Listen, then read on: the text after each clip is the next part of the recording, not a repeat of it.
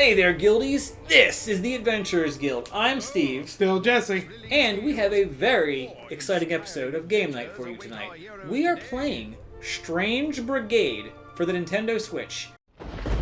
Game Night. A game that came out previously on other platforms, but just dropped the other day for the Switch. This is my new obsession, Steve. I love it, and I'm sorry I haven't talked to you in a while. It's super fun. So, Jesse, as you can probably already tell, has played a significant amount of this game. This is the first time that I'm seeing it. And just for our viewers' knowledge, what does this game cost? So it's $35 for the regular edition, $60 for the collector's edition. Collector's edition does come with all DLC and characters. Okay. So definitely a value if you get the collector's edition. Okay, so Strange Brigade is a third-person shooter. Absolutely. And you are observant. At initial viewership here, it almost kind of gives me like a Tomb Raider or like a Nathan Drake style game. Is that about right or no? So I would agree with you. That's the initial thing that attracted me to the game, but actually now playing it, it's more like a classic game we've all played called Left 4 Dead. Because it's really relying on 4-player co-op. You can play the game single player, which is how I'm playing it, because I only have one friend. That's Steve. But it is meant to be played with up to 4 people. So is there like a treasure hunting aspect to it, like those games, or no? So there's side things you can go on. Like as you can see here, I'm trying to shoot at least 6 cats with unlock some treasures and some upgrades. Okay. But it's not a necessity. The point of the game is to get past the waves of enemies coming at you. Okay, so this really is more like a shooting style, run and gun Left 4 Dead kind of a game. Absolutely. Okay. Although I would like to point out, Left 4 Dead, obviously, is very much rated M. Mm-hmm. And this game, for any viewers who care, is rated T. T for teen. So I think it does make a difference because there's not too many shooters out there where you can play with most of the family by this point. So I've been playing this game for a couple days, and there's nothing too offensive I've seen in it so far. Okay, awesome. Besides the narrator, he comes at your neck sometimes. So what are the main kind of enemies that we are going to... Oh, actually, speaking of enemies... I know. Perfect timing, Steve. So they're mummies. Okay. Oh, those are horrifying. Yes, the most frightening thing about them is the sheer numbers that come at you. And this is actually going to surprise you. Left 4 Dead. Yes. On the number of zombies you'll actually see on screen, especially running, on the Switch. Okay. Because at any time, there's up to like 50 on the screen. And since it kind of has a lock frame rate of 30, you really don't see any stuttering. And it all looks pretty great so far. Okay, that's awesome. So actually, why don't we jump into the graphics aspect of it? You saying it's a lock 30 FPS. I can tell visually that this is not running at 60 for sure. It does seem like a very fluid You offended him. 30. Do you actually know for sure if it's a lock, or does it just feel like it might be? I'm pretty sure I read it was a lock. Okay. Don't quote me, but it definitely feels like it. Yeah, because I don't actually see... Obviously, we're not using any kind of a frame counter or any way to count like the resolution lines and things like that, but... Just looking at it visually on a very nice quality television, this looks to be running pretty good at 30 FPS and definitely above 720p. Maybe not a full-blown 1080, but it does look very good. Fidelity-wise, it's very nice. It's doing the Switch's usual box of tricks. Yes. So it's doing the box of tricks well, though. That's right. what I appreciate. So I can tell that there are some textures that are intentionally low-resed to get the game to run at an appropriate frame rate. Like when you were looking in the distance earlier, like if you look in the distance there, those ruins to the right, you can tell are scaled down res-wise. Absolutely. So it's doing its typical tricks, and I'm sure on the other platforms there's more... maybe dynamic lighting and things like that, higher quality shadows. But presentation-wise, for the Switch, this game looks good. So it does something that a lot of games try to avoid, and it's something I love, and it's bright. It's a very bright, colorful game, and I really like that. It's funny you say that because I'm the same exact way. I don't even know if I've ever said that to you before. I hate games that are washed out and dark just for the sake of being dark. Yeah, it's very dingy and it makes you feel depressed. I like games that are dark, like have like a gothic or like a impending doom feel to it. Okay. But some games, I feel like they just make them dark to make them dark. Like especially when you have like a nice HDR TV. Like sometimes I feel like I'm playing a game that's meant to be in a room with the lights turned off. Like Absolutely. literally you can't see. I love games that are bright and it gives you that like excitement feel. Like this is still creepy and we're in broad daylight. Absolutely. And So, yeah. and there's different kinds of levels. Later on, you're going to be in tombs and everything. So if you want the atmosphere there, you can have it. But Sure. when I'm out, in the Egypt, I want to see the sun. I want to see, I like to see the birds. I appreciate it because it looks so nice and popping on the Switch. And like you said, I am surprised I'm playing this on the Switch just because how much it's able to actually pull off.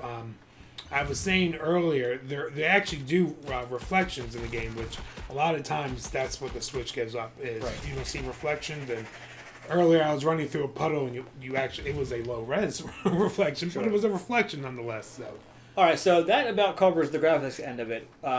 Having played through a decent chunk of the game, how would you rate the graphics? Are the Adventures Guild rating system thumbs up is good, thumbs down is bad, thumbs in the middle is like a mediocre, wait for a sale, kind of a thing like that. So how would you rate on our standard scale the graphics of the game?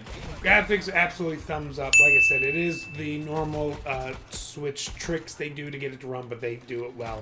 And a lot of times really unnoticeable, so good on them. Thumbs up for So sure. from first look, obviously Jesse is the go-to source for this particular game, but at first blush here, I'm also going to give it a thumbs up. But now let's move on to the real meat and potatoes, which is what's important. The gameplay, the presentation, the mechanics, so the overall put-togetherness of the game. Good word use. Put togetherness. Thank you.